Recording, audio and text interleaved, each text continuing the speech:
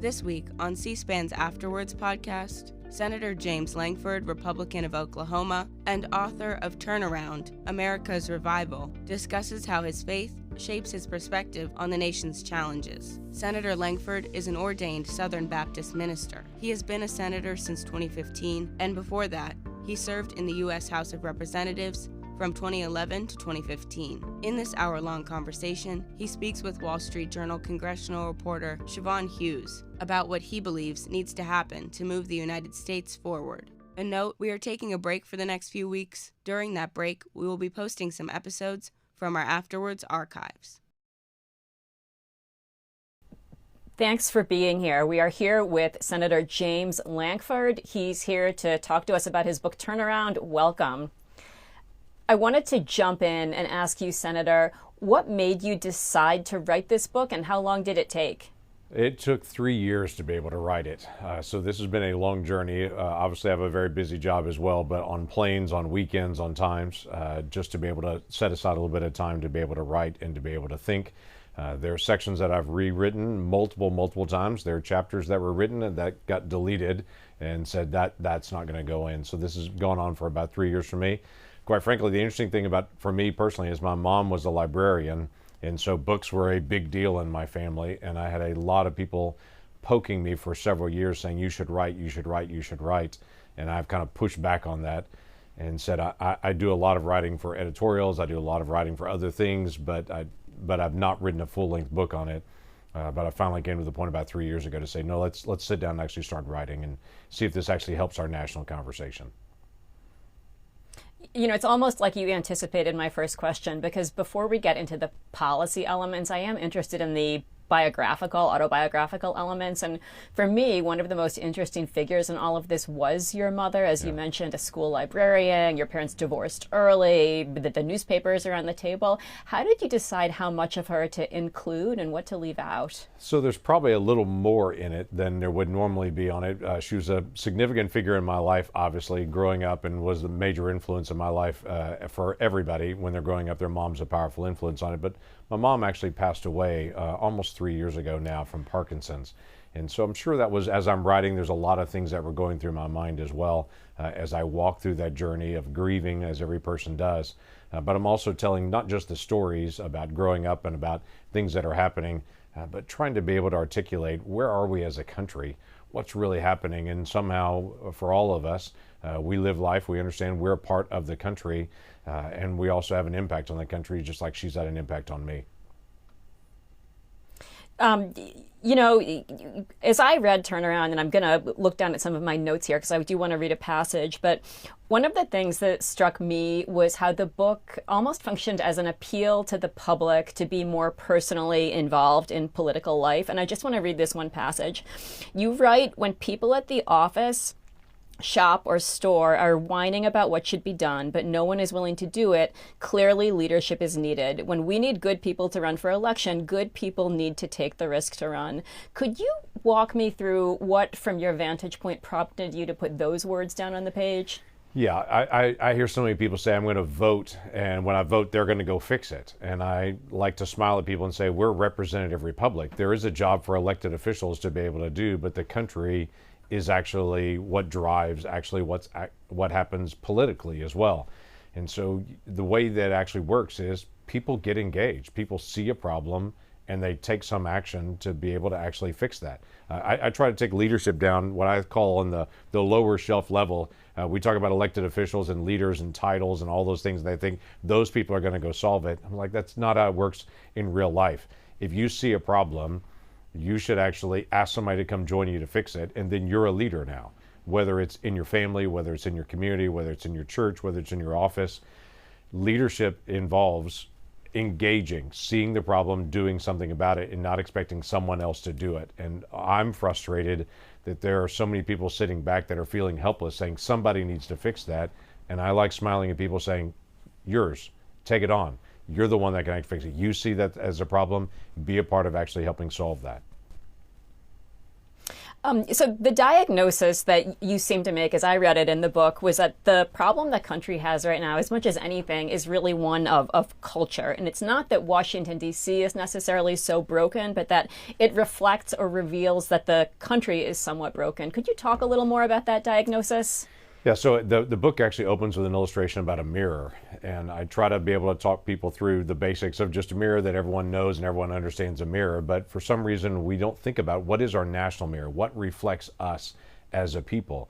And part of my hypothesis of that is actually Washington, D.C. does. If you want to know what we think and what we feel, we elect people and say, you think and feel like I do, go do something about it, and send them off to Washington or send them to our local state houses to be able to go do something. As a representative republic, our elected officials reflect the emotion of the country. And instead of being a swampy freak show that is divisive and different than the rest of the country, my hypothesis is we actually reflect it. So if you don't like what you see in the reflection, it should beg you to ask a simple question. What is it you can do better? How do we actually change the reflection? I don't yell at the mirror and think the mirror is wrong. The mirror is right. Now I have to decide what I'm going to do with my bed head in the morning to be able to fix that. But the good thing about a mirror is you look in a mirror not to see what's wrong, you look in a mirror to see how you can actually fix it. So my challenge is, what are we going to do? If we don't like what we see in the mirror, what are we going to do personally, individually, our family, our churches, our communities? How are we going to change the culture if we don't like what we see? You know, and one component of that, and I believe you devote a whole chapter to this, is the idea of anger. Could you talk about what you're seeing in terms of anger, both out in the country, but then also how it manifests itself under that white dome every day? So interestingly enough, I actually dedicate 2 chapters to the issue of anger, because I do see this as a very significant part of our culture right now. It rises up on social media and email and all kinds of ways on it. And it's not left or right. It becomes the extremes of people getting frustrated. And so their frustration becomes, how am I going to yell somebody down to make them compel? Which actually just makes it worse. I say at one point in the book, no one's ever come to me and screamed and cussed at me, and I've said, you're so smart, I should think like you. So the emotion of coming and screaming at someone just drives an emotion back. So instead of that, what are we going to do to be able to fix the problem? Ironically enough, just last week I had a book signing event, and at that event I had 3 protesters that came and screamed at me from the crowd, screaming and cursing and yelling, and I thought, this couldn't be a clearer example. I literally have a book about how do we have better dialogue? How do we actually solve problems? We have areas we disagree on. Okay, we're Americans. We don't agree on everything. But how do we actually sit down and solve those problems rather than just scream about it? And what I like to do is a gentle reminder to folks to say, no one can hear you on the TV. When you're yelling at the TV, you know that doesn't really solve the problem, right? So how do we actually solve it? Because we have big issues, debt, we have deficit, we have all kinds of challenges in across our country. Okay, let's start finding one of those and let's start working on it. You know, so this book, I should tell readers, this is not a tell-all book. You are not settling scores in this book. You are not naming names. But that said, there are these pretty interesting and revealing moments. And one of those, and I'm going to ask you to describe this to give our readers a flavor of the book, is when you were in a committee hearing and the lawmaker next to you turned to you and said, watch this. And it was a Jekyll and Hyde experience and turned into one person and then reverted back to another person. Could you share that with us? It was a very telling moment for me, and you're right, I won't tell who it was, but as I'm sitting in a hearing, just having chit-chat conversation, waiting on my time for questioning, as anyone who has watched C-SPAN has watched a hearing before, and they see the different questions, and they see maybe 20 people waiting to be able to ask their question of the witness. I was sitting next to a person, we were having a very normal conversation on it, and right before it was their turn to be able to ask questions, leaned over to me and said, watch this, I'm going to get on TV tonight. And I looked at them confused for a moment. Their name was called, and then they just exploded on the witness, just screaming at them and just going on a tirade with them. I describe it as watching Bruce Banner rip off his shirt and become the Incredible Hulk in that moment. And then after the 5-minute questioning time, he turned to me and says, what do you think? I mean, it's just this very calm. It was clearly all just drama. The painful part about that was that night, they were all over TV. There were lots of different clips of that person on TV that night. I thought, well, mission accomplished. If your goal is to get on TV, it's easy to do that in Washington, D.C. Be the angriest, loudest, person and you get on TV that night and you get clips on social media. The problem with that is when you've got 535 people all trying to get on social media and all trying to get on TV, the volume just goes up and up and up. We're seeing the same thing in social media. If you're the snarkiest, angriest person, you get the most clicks and most views. That drives this conversation to a level where we're not solving problems anymore. So a decision has to be made. Do I want to solve a problem or do I want to yell about a problem? Because you're typically not going to be able to do both. You've got to figure out how to be able to solve it. No problem with being blunt and clear. This is a problem. We're going to be able to solve it. But if the goal is just to be Facebook famous, just to be able to be on X and get lots of different likes on it, that's going to be very different than how are we actually going to solve the problem. To just stick with the theme of some of these moments here where you reveal a little bit more about the texture of serving in Congress, you, I believe, and I think this is in your book, have a prayer meeting with other, is it members every week? It is. And you talked about how, and I think it's probably in this context, where other lawmakers will tell you the reason they're able to tolerate all of this, pain, to be frank, is that they have a calling. They feel compelled to solve a problem. Could you share a little bit about that with us? There is. I think it would interest a lot of Americans if they got personal time with their elected officials, how many of them say, I go through this because I really feel a calling to be able to serve the country and my family and the next generation. And there's several different terms that I hear, but the word calling is the one that comes up the most. I've actually expressed that personally. For me, I'm a person of faith. I come from a faith perspective. Many people know I was a pastor for 22 years before I came into Congress. I have a deep part of me that is my faith and my own journey. I'm sure we'll talk about that some because it comes out in the book some. But for me, it was a sense of calling, a sense of almost personal obligation, both to God and my country, to be able to step away from what I love doing and step into the battlefield that is American politics and to say, what can we do to be able to serve? There are a lot of members that actually express that same thing. There are a lot of members that could do a lot of things. They wouldn't have their personal safety challenged. They wouldn't have their family challenged, and all the ridicule online and all the things that are so painful in modern American politics. But they feel a sense of obligation to serve, and so they serve. And as I mentioned in the book on it, there are a group of members that get together of both parties that get together on a weekly basis. We have Bible study and prayer time together. We disagree on a lot of things, but we all want to be able to grow in our faith. That's the common element for that group that actually gets together to say faith is important in our life, and we want to be able to encourage each other to be faithful while we're still arguing through the issues that have got to be resolved. So you've given me a jumping off point for two different directions I want to go here. Number one is on your faith. I know a lot of people look at you and think straightforwardly this is a pro-life lawmaker, but there's also a certain depth to your religious life and experience. And could you kind of tell us one person you come back to over and over again, and I may mispronounce this, is Nehemiah, sort of that example of the Bible and what that means to you and how that informs your approach. Yeah, Nehemiah actually and his brother Hanani is a story I'm obsessed with in the Bible. Nehemiah is a story, it's about 400 BC or about 450 or so BC. It's a time period where there's a lot that has happened. There's been the collapse of Jerusalem. People have gone into captivity.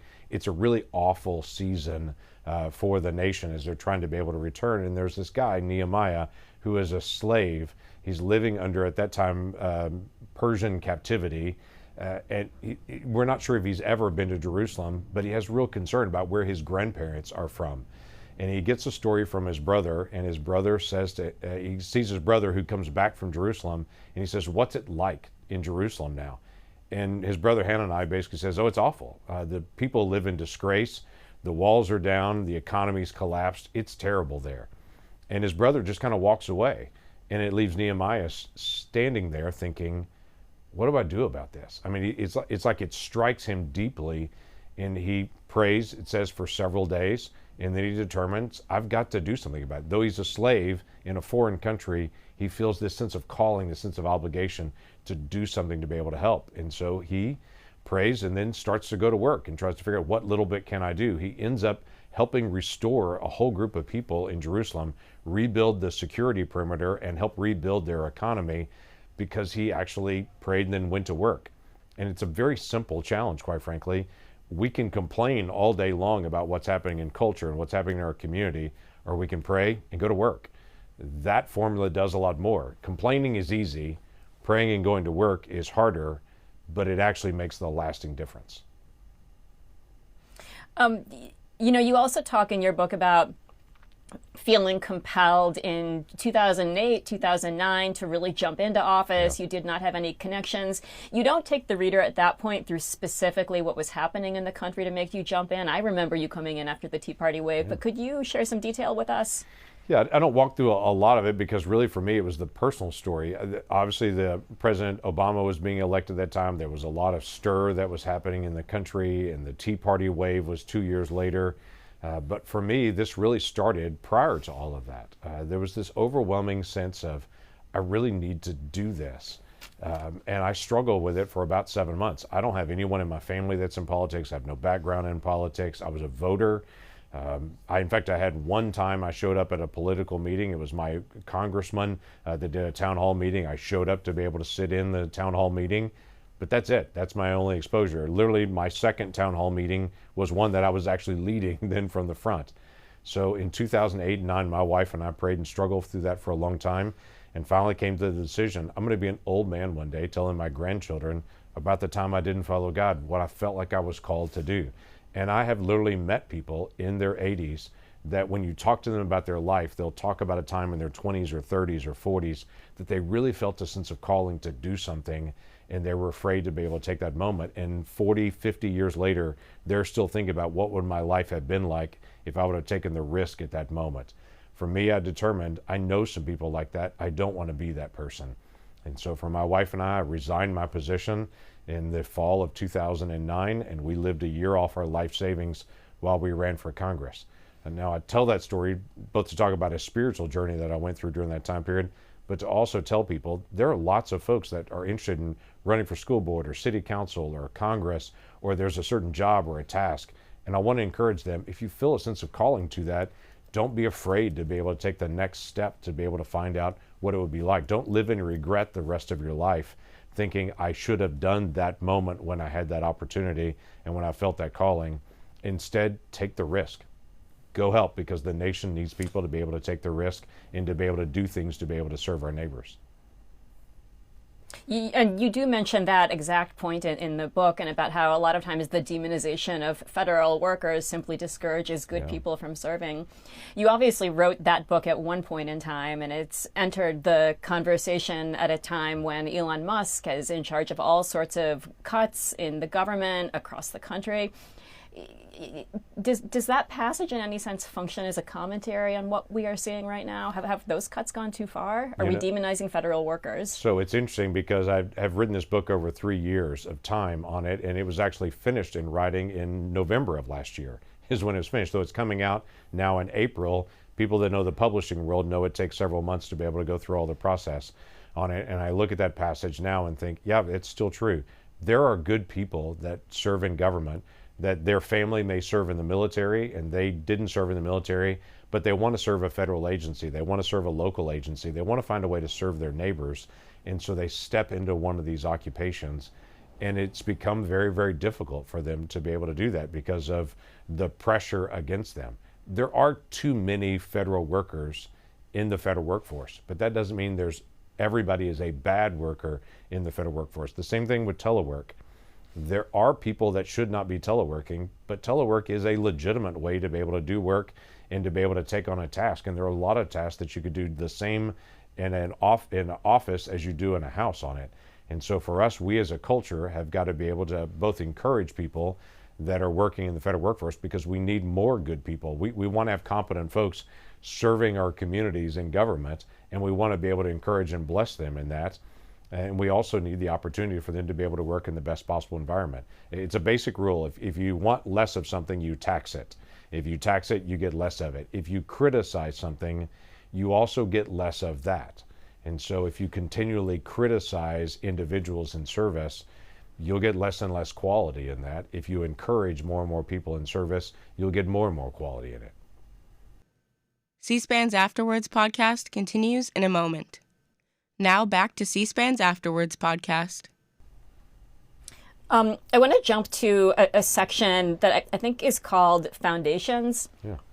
You talk about, there's a really interesting story actually about the house you built and the foundation there, Yeah. but then you build up to, but maybe you want to share that, but then you build up to nonprofits and church, and finally you get to the Constitution as a foundational element of this country. And I just want to read this passage. You say, our problems occur when we don't follow our Constitution, the endless executive orders, the regulatory chaos, and the unwillingness of Congress to do its job show our weaknesses, not the Constitution's. You know, kind of the same thing, written at one point in time during a Biden presidency, but now there's another president, President Trump, and many, certainly Democrats, but maybe others feel there's some overreach, some trampling all over the Constitution. How do you see that? Yeah, this has been a growing trend all the way back to FDR when he had the highest number of executive orders, and then they kind of trended off for a while, but then it's accelerated again after the Chevron decision. And I think I mentioned that just briefly, giving the authority, the ability for executive agencies to be able to more loosely define a law in a specific way they want to do on it, and the court gave them deference to be able to do that. Well, now that's overturned. But after that decision was made decades ago, each president has doubled the number of executive orders of the last president. And it makes for an uncertainty across the country. What is actually a foundational issue is law, that's stability. You build your rules on that. You build your business on that. So there's a consistency in business because I know what the rules are. When regulations change with every single president, when executive orders can flip what's going to happen, all of your executive time is determined on what the next executive is going to do or what the next administration is going to do, rather than actually building a business and reaching new people and inventing new products. That's what we want leadership in companies to be able to do. So this foundational issue, I think, is really, really important to us to be able to determine what's the basic legal foundation. I challenge people, what's your spiritual foundation? I define out my own faith journey in that. But what's your family values foundation? How do you actually base that? And I think it's just essential in a culture if you're going to thrive. And I feel like most Americans that I talk to, and many Oklahomans in my own state, feel like things are shifting all the time. And they just want to know what's solid that I can actually stand on, build my family, build my life on, build my business on, that I know is going to be there a few years from now. Is some part of this the fault of Congress for not doing more to assert its own powers? It is. It is. I'm glad to be able to step in and take full fault for that, as well as to be able to look at my colleagues and to say Congress acts when Congress has to act. It doesn't act when it doesn't have to. It's a group chicken out to be able to determine who's going to take this. If it's easy to be able to say the executive branch, you take it, then the executive branch takes it. I had someone just even recently caught me on tariffs. And so tariffs used to be very consistently run through Congress all the time. And then over the last several decades, Congress has given a little more authority, a little more authority, a little more authority to the executive branch on what to do on tariffs and how that decision is going to be made. And now Congress is out of the loop, and just the White House is actually making the decisions on that. There's a million other examples that are like that. And right now the court has having to reevaluate a couple of issues. One is, I mentioned the Loper decision, which reversed the Chevron decision to say, hey, you can't just give deference to the executive branch. Congress has to say it or it doesn't actually apply. There was a major questions doctrine from the court not long ago as well, saying to any executive, you can't find an elephant in a mouse hole. If Congress didn't make it clear, you can't just take that on. And right now, the Supreme Court is also struggling with what's called the delegation doctrine. That is, can Congress give away its powers? That's clearly in Article 1 of the Constitution, or does every legislature have to be able to retain those powers? This big tumult that's happening right now in Article 1 in the Congress is clearly a moment that is a reset for the country as well, because the country is saying, what's the foundation? Historically, that is law, that is the Constitution, that is the actions of Congress that have been signed on by the president, that is ruled on and interpreted by the courts. That's been foundational base. We've got to be able to get back to that again. That means Congress writing more specific law, being more aggressive to actually negotiate, which we've lost the skill set to be able to sit down with people we disagree with and to be able to solve things. And if we're not willing to sit down with people we disagree with and have grown-up conversations to be able to solve problems, everything gets pushed to the executive branch and says, just go make a decision and we'll complain about it, rather than, as Americans, we hash out the hard thing and solve it in law. So as you and I speak, we are about 5 days away from those essentially global tariffs that Donald Trump announced. The markets have obviously gone down quite a bit. Do you think that Grassley bill saying after 60 days Congress has to approve any tariffs is something worthy at least of consideration? Sure. This is actually an area where Congress is always engaged in the area. What the president has done is he's used an authority. I'm going to use a Washington term here, the International Economic Emergency. I can't remember all the abbreviation, where IEPA is the authority the president is using to do these global tariffs. Well, that IEPA standard, that law that is out there that's decades old, it was done in the 1970s, that IEPA has never been used to be able to use a tariff authority like this before. So what happens now? Congress starts to begin to speak and say, hey, this is an area that's not been used before, so every other area of tariff, when you impose a tariff, it has to come back to Congress for a vote. IEPA goes around it, but it's not considered this before. So Chuck Grassley stepping out immediately and saying, hey, I want to close this loophole because, again, according to the Constitution, every tax, every revenue has to originate in the House of Representatives. So this one didn't. So how does that actually work constitutionally? The second part of this is the courts, I'm sure, will step in and to say this is something new and novel in an executive that has not used this authority before. So how do we evaluate this in the courts, and what is the court going to do? Now, there's a separate argument of, do we have a problem with tariffs around the world? Yes, we do. We do have a problem with deficits, of trade deficits around the world. Yes, we do on it. The issue is not the problem. The issue is, this is the right solution, and how do we actually manage that solution to give predictability to business, to make sure that we're helping every single business in America grow, thrive, increase, bring more manufacturing home. At the same time, we're beginning to get some legal consistency as well. That's an example of an argument that's literally happening right now in front of us that I'd never considered when I was writing the book, but it's clearly an example of this kind of push and pull between Congress and the White House. So how much time do you give the Trump administration? Do you sign on to Grassley? Do you sort of let the conversation play itself out for a little bit?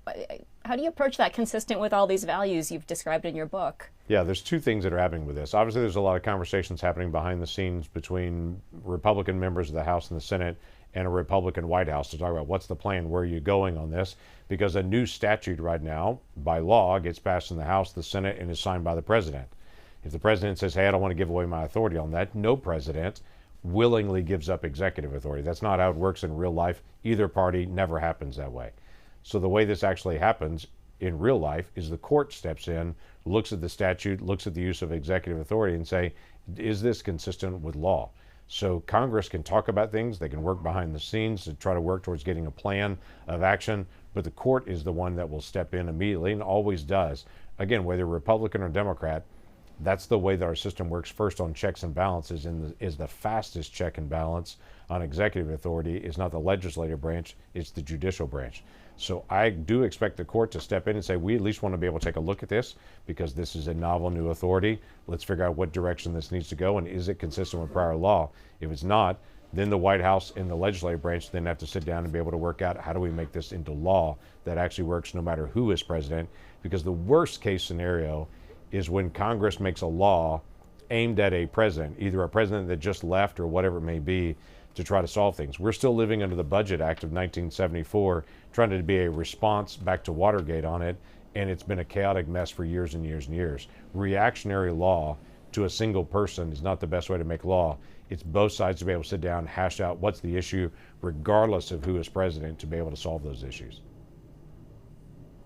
I want to go back to kind of the space between foundational issues and anger in this country. And let me read this to you.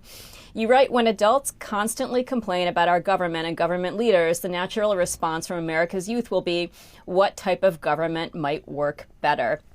Are you concerned that the role of the Constitution in this country as a foundational document is at risk? I am, actually, and I can see that across America right now in protests that are Marxist or socialist protests that are rising up within the country.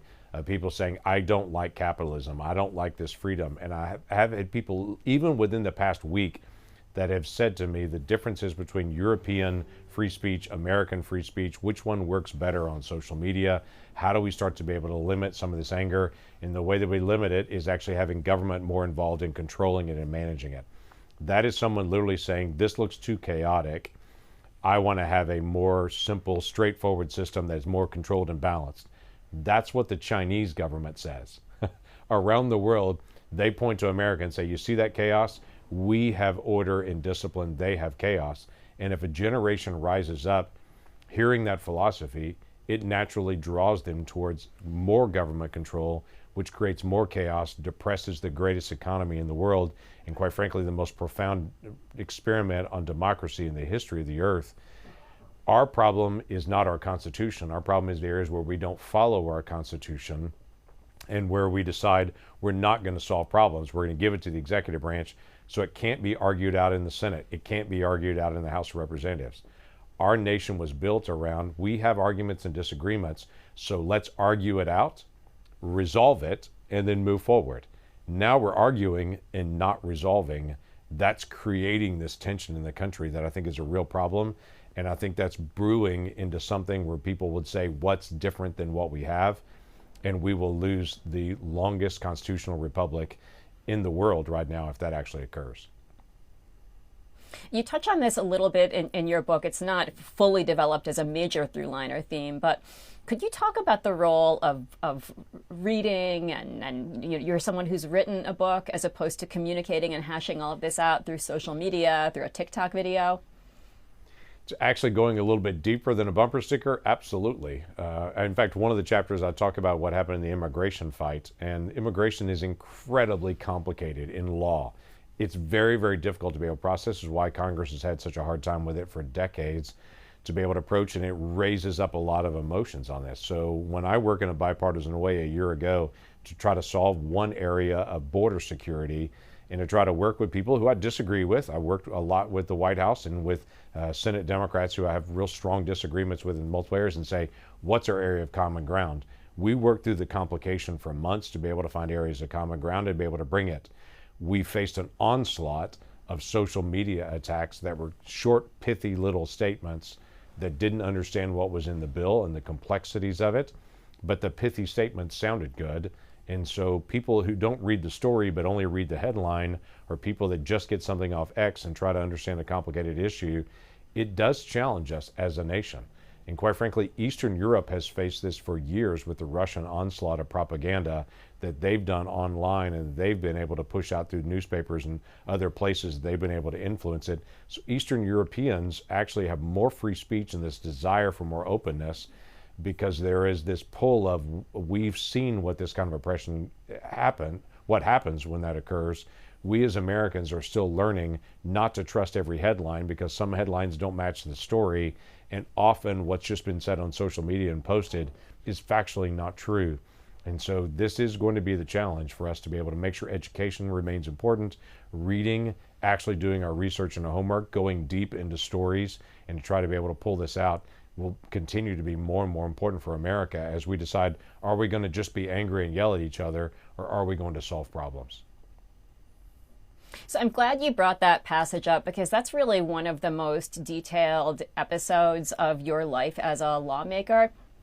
And by the way, I was one of those reporters in the scrums, kind of buzzing around all of you guys as we were trying to figure out what was happening. You did a great job keeping all of that private, by the way. There were very few leaks, at least in the immediate term. But, did you end up feeling badly used by that process? Would you ever do that again? Yeah, we have to do it again, because that's my job, is to go take risks and be able to solve problems. While I'm here, for as long as Oklahomans keep me here, my job is to be able to solve hard things. That's what I'm supposed to do, and this is definitely a hard thing. So we have to be able to engage to be able to do those things. Saying that, there's a lot of things I did learn on it. I underestimated the social media backlash on it. I underestimated some of the groups that are here in Washington, D.C., that they have a set of solutions. They want their solutions, and no other solution would work, because they've worked for years on their solution, and they're very, very committed to their version of that option. Again, there's lots of options I'd love to be able to bring, but when you sit down as Republicans and Democrats, especially in the United States Senate, where you have to have 60 people to agree to even debate something, I can't do it just a partisan version of that. There are lots of things that I want to be able to solve my way, and the folks in Oklahoma would say, totally agree with Lankford, do it exactly like Lankford said, because I think like a lot of Oklahomans on it. But my problem is I've got to sit down with people in other states and actually find common ground in areas that they disagree with the good common sense folks that we have in Oklahoma. and we have to find a way to be able to solve those things. So yes, we've got to be able to engage in that. But my three big lessons: pay attention to the social media more and to the noise and the things that are factually not true, to be able to push back on them more, to be able to actually engage with more people, what I call more cooks in the kitchen, so that there are more people helping with the messaging on it. And the last thing was keep it smaller, because in this world, it's easy to be able to tangle things up into the complexity of it. If we can do a simple, small thing, build on the trust on that small thing to the next thing, to the next thing, to the next thing, I think that'll work better. And I'm going to pin you down on one of the little details in this, which is maybe inside Washington, but I think it's worth exploring. You talk about that demand by some of the Republicans who wanted to control the flow of Ukraine aid depending on the level of illegal crossings at the border. What I had heard a lot of those Republicans say is what they wanted was for that to at least be on the table, part of a negotiation, get some type of a vote, and they ended up feeling totally shut out of the process. Was that a fair assessment? Were they shut out? Yeah, they were not shut out, but it became exceptionally difficult. My job in it was negotiating all the border security portion of it. Other people had the Ukraine portion of it. And so while they were saying to me, connect the dots on this, when I would reach out, I couldn't connect the dots on that, because other folks were very unwilling to say that until everything's settled in Ukraine, until we get what we want in Ukraine, we're going to keep the border closed on it. The Biden administration was unwilling to even address that. I'm not the lead negotiator on it. And so that becomes this weird triangle of trying to be able to negotiate it together on. It was a complicated portion of that negotiation, because the reason the Biden administration even came to the table to be able to deal with border security at all, and I think I mentioned that in the book, they didn't want to have any part of this. In fact, they said to me very clearly, we don't want our fingerprints even. We don't want to discuss anything on border security. The only reason they came to the table at all is because we said we're not going to move on Ukraine until you actually talk more about the border on it.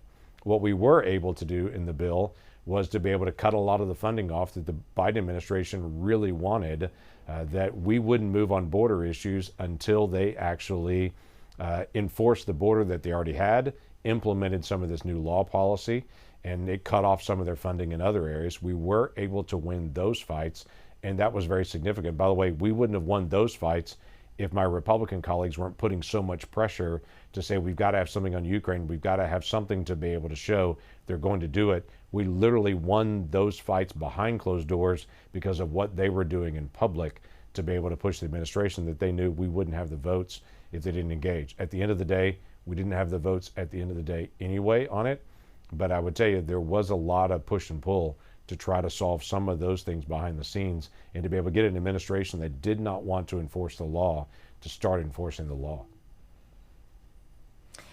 You came in with the 2010 class, and you have a list of all sorts of people who started with you, names like Mike Pompeo, Tim Walz. Your career in elected office has now lasted longer than theirs. Why do you think you've been able to survive? Oh, I think it's different calling, different places. Obviously, Mike Pompeo went on to serve in other places. Trey Gowdy went to serve in other ways. There are lots of great folks that are out there that came in. Todd Rokita, for instance, is one of those. He's now serving in his state. So there are some folks that are still serving in other places. But I would tell you, Washington, D.C. is an incredibly hard place to be able to serve. I get on a plane every week and fly away from my family. That's not fun to be able to do, to say the least. I actually got married to spend more time with my wife, not less. I like to be home with her and with my family, and I'm away from my family every week.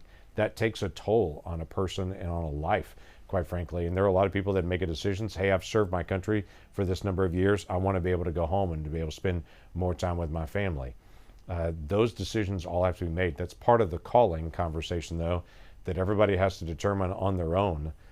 What is your calling? And though it's hard, this is a sense of calling that I have. I'm going to serve as long as God keeps me here and try to be faithful to that task. C-SPAN's Afterwards podcast continues in a moment. Now back to C-SPAN's Afterwards podcast. So you mentioned your family, which has given me a little bit of an opening to ask you to tell this story in the Bees Can Kill You chapter. There is levity in this book, and maybe that's the one that jumps out the most. Yeah, I try to tell some stories both on the campaign trail and behind the scenes and some other things that are fun and funny on it. It's a serious topic, and it's a challenge to us as our faith and our leadership and what we're going to do as a country and who we're going to be. But I also try to tell some stories to say, hey, leaders don't always get it right, families don't always get it right, but that doesn't mean you shouldn't try. Rookies make rookie mistakes. That's a given on it. And sometimes leaders just do something they think was a good idea, but it didn't end up working as they hoped to. And you got to admit that and turn around and say, what am I going to do to correct it? We as a culture try to be able to push people to say, get it perfect every time, when none of us are. I tell the story about going to a county fair in Oklahoma. My youngest daughter was about 7 or 8 at the time. And my youngest daughter is just absolutely terrified of bees. And a lot of people are, but she's just terrified of bees.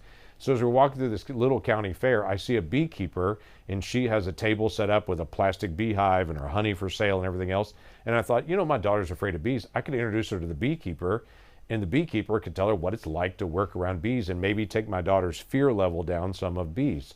So we walk up to the table. My daughter grabs my hand and squeezes it really hard, like, Dad, where are we going? And I said, hey, I want you to meet the beekeeper.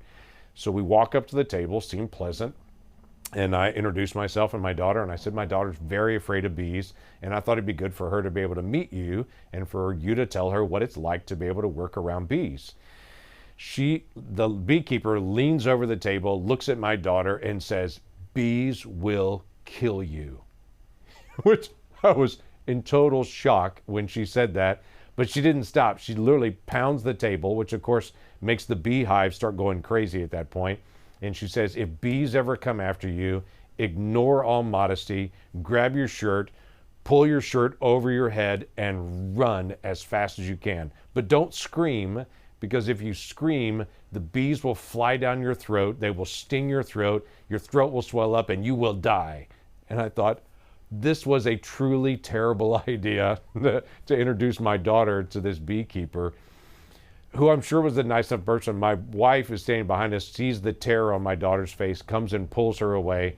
I, quite frankly, want to pull my shirt over my head and go run away from the table at that point. But I had pleasant conversation with the beekeeper and walked away and thought that was a really, truly dumb idea. I thought this was a good idea. That did not work as I hoped that it would work. And to this day, when I do different random things and I give my daughter, let's try this, she'll look at me and she'll go, bees will kill you. And we just kind of laugh as a family about it now to be able to go back, which, by the way, my daughter's still afraid of bees, still to this day, probably more so now. But I tell that story just to be able to say, listen, we put a lot of pressure on leaders to always get it right every single time. Leaders have some ideas they think are good ideas that don't work. They just don't work as they thought they would. But that's the same for all of us. All of us try some things that don't work, but that doesn't mean we shouldn't try. Sometimes we're going to fail on it. Admit your failure and go back and try again something different. I do want to get to sort of a substantive policy issue here. One of the most ironclad positions you take in your book is about energy policy and the need to keep relying on fossil fuels to satisfy this country's demand for energy. And I'm wondering if you could sort of walk me through how you view that in the role of climate change. Is it that you don't think that burning fossil fuels causes climate change, or you think we really need energy and maybe geoengineering is the answer? So I bring it up and to say this is an area where there's a lot of controversy, very strong opinions on both sides on it. And I bring it up as an illustration to say this is where America should have an adult conversation about hard things, and it comes to some decisions on some things. We cannot provide the energy that we need, for instance, for data centers and for AI without using fossil fuels. We don't have an alternative for that right now.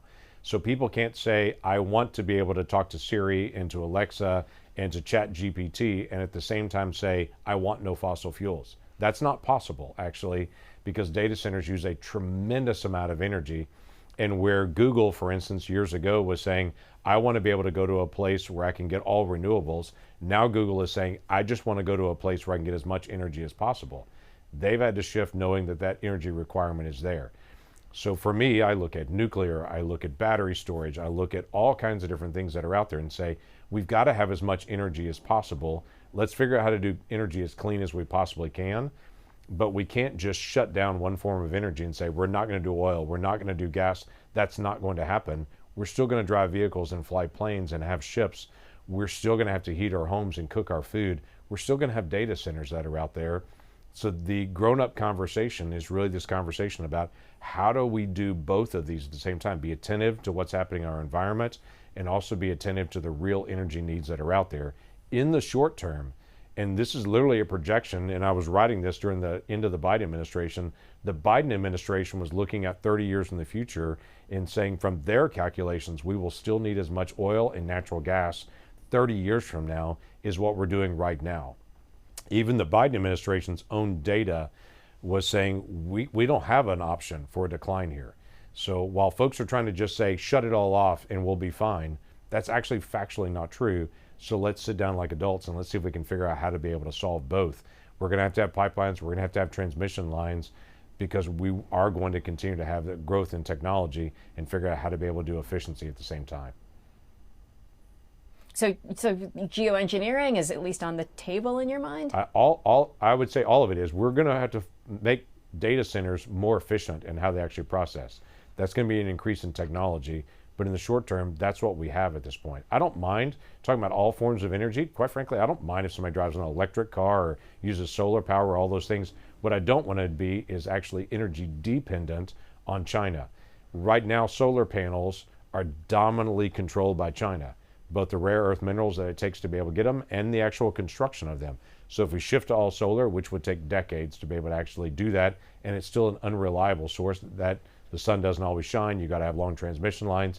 It would literally take decades and decades to be able to get to that point.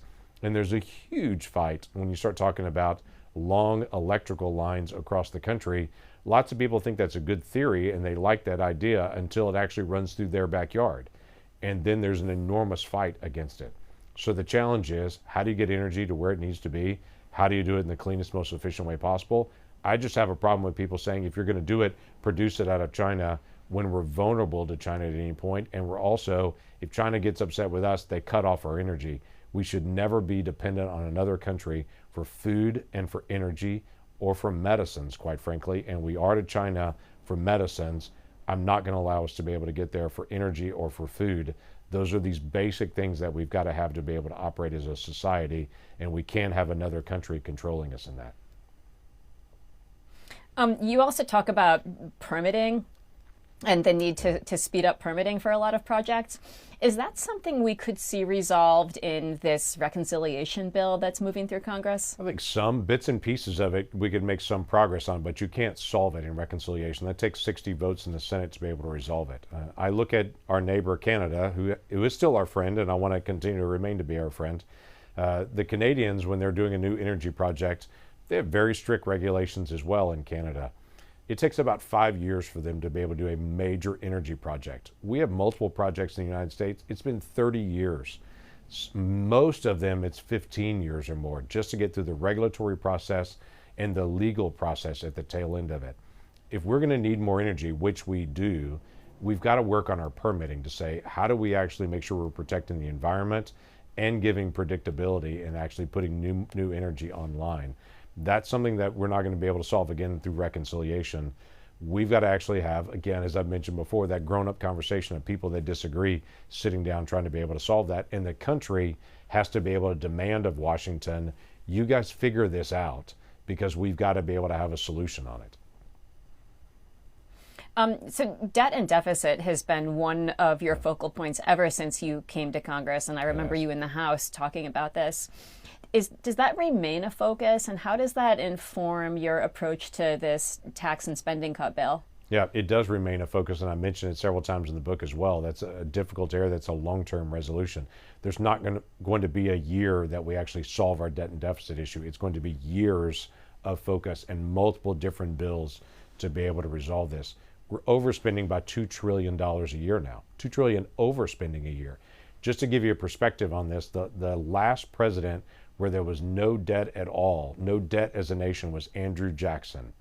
That was the last time we had no debt as a country.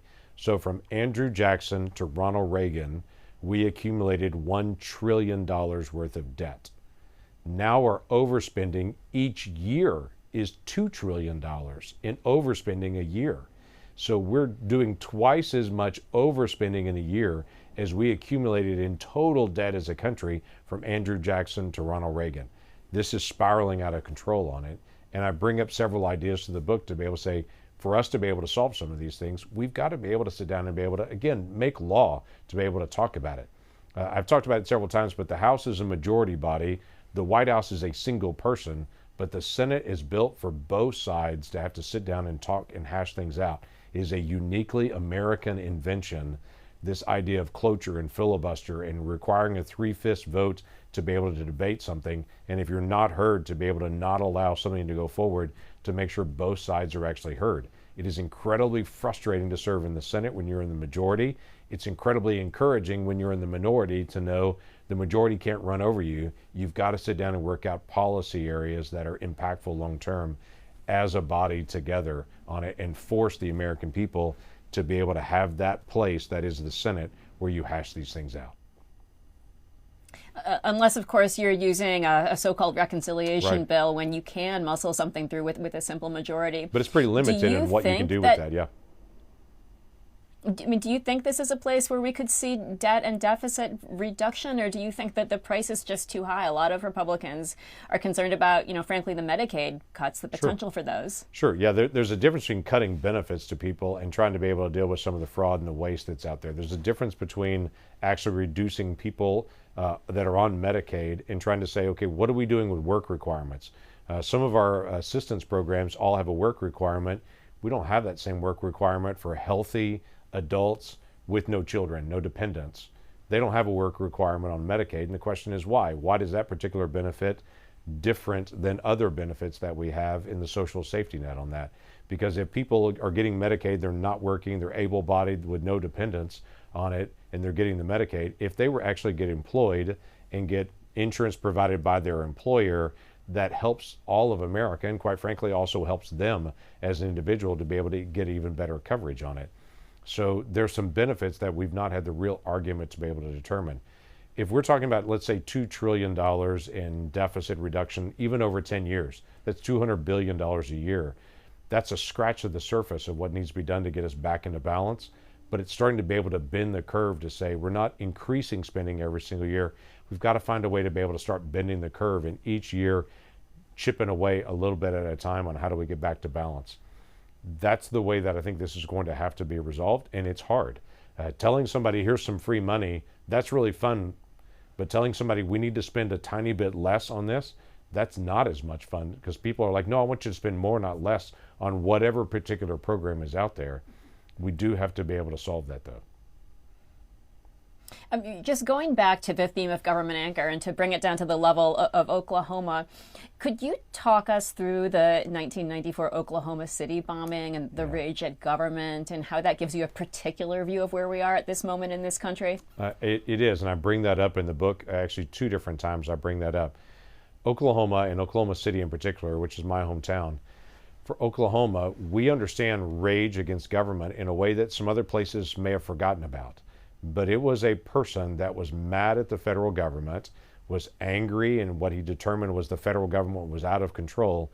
And so he loaded up a Ryder truck full of fertilizer and ammonia and diesel fuel, lit multiple fuses, and walked away and killed 168 people in a federal building April the 19th, 1995, excuse me.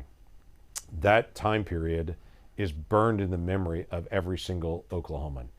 Everyone remembers that date, and because we recall an out-of-control anger against federal government or someone who is unstable, he was trying to be able to spark a reaction against the federal government. I get the feeling in our culture now, there's this, I'm angry at the federal government, I'm angry at people, I'm angry at all these folks. For most people, they're just going to be angry, but for some unstable people, there's a real risk that that anger, that cultural anger, they'll rise up and say, well, I'm going to do something about it, and to do something incredibly, horribly awful. Oklahoma City still stands as the worst act of domestic terrorism in the history of our country, and was based around, I'm angry at the federal government, and so I'm going to go kill people, including children, to be able to take out our anger. So my challenge is, yeah, there's a reason to be angry. There's a lot of things to be frustrated about, and to think that needs to change and be better. But the worst thing that we can do is just be angry and scream at people. The best thing we can do is say, what am I going to do to volunteer? How am I going to serve? I notice the people that are angry only at their television and scream at that are different than the people that are upset that actually volunteer their time at a YMCA, or volunteer their time at a church, or volunteer their time in their community, or at a homeless shelter. They're actually doing something about what the problems are and the challenges are in our society. People that are angry and they're just balled up are different than people that are frustrated, and so they go and serve to go make our nation better. And one of the big themes of the book is, what are you doing to be able to make the nation better? Here are practical examples of people that have done it. They saw the problem, they started going after it. What about you? That was one of the big themes of the book. And one of the things I found myself wondering as I read it is, what is the role for volunteerism in this country? And what are the areas where the problems are just too big for single individuals to manage or make a dent? Yeah, most areas are enormous. I go back to the Nehemiah story that I mentioned earlier, the biblical story. They lived in the ruins of Jerusalem for almost 100 years at that point. And many people just lived right around it, the destroyed city. Nehemiah gets there, organizes people, and says, start working on the section of the wall right next to your house. And each family is doing that. They start rebuilding a city. And in 2 months, they rebuilt what had been down almost a century. Now, the parts had been there, but it's just the organization to say, start working on what's right next to your house and let's see what happens. There are a lot of problems that are really, really complicated. And I mentioned some of them in the book. Racism, what we've experienced as a nation now for centuries, is still an ongoing challenge as a nation. Now, we're better than what we were before. The nation continues to be able to grow. If you go back 100 years ago, there were 5 million card-carrying members of the Ku Klux Klan. 5 million in a nation of 100 million. 5 million publicly out there that were members of the Ku Klux Klan. That's not where we are anymore. We've grown quite a bit on that. Obviously, lots has happened there, but there's still lots to be able to do.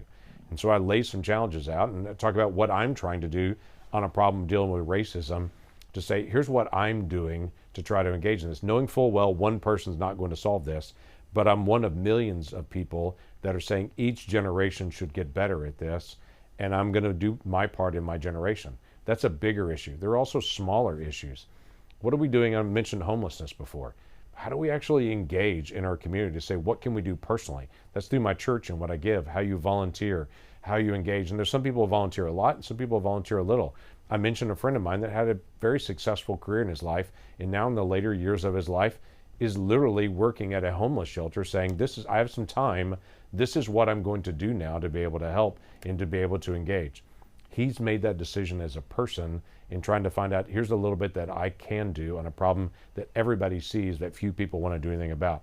I ask the simple question, what do you see? What is the problem that you see? You can't solve everything, neither can I. But what is the problem that really strikes you in the heart that you think, I can work on that? If you work on that and your next door neighbor works on a different issue, look and see what happens across the country as we stop saying the elected people, they should all go solve that. And we, the people, actually turn around and say, what are we going to do about our country individually and as a family? I'm mindful we're getting close to the end of this, and I want to circle back to where we began, which is your process of putting this book together. Were there any other biographies or autobiographies that you read and maybe channeled as you wrote this? There are a couple of them that I've looked at over the time, and one of them I even mentioned. I'll go ahead and call out on that one. Arthur Brooks wrote this book, Love Your Neighbor. That it was a radical concept years ago when he actually released that out. It was very impactful just because he's doing a very basic challenge. In fact, one of the chapters in my book, I even talk about that book and talk about some of the concepts that are in it and try to dig into it deeper into that. So for me, is to be able to look at it and say, what are we doing as individuals and as writers to be able to help impact culture? And so I was looking at what's actually impacted me as an individual to be able to look at it, and it's sparked my thought on some things also. Senator James Lankford, thank you for your time. You bet. Glad to be able to do it.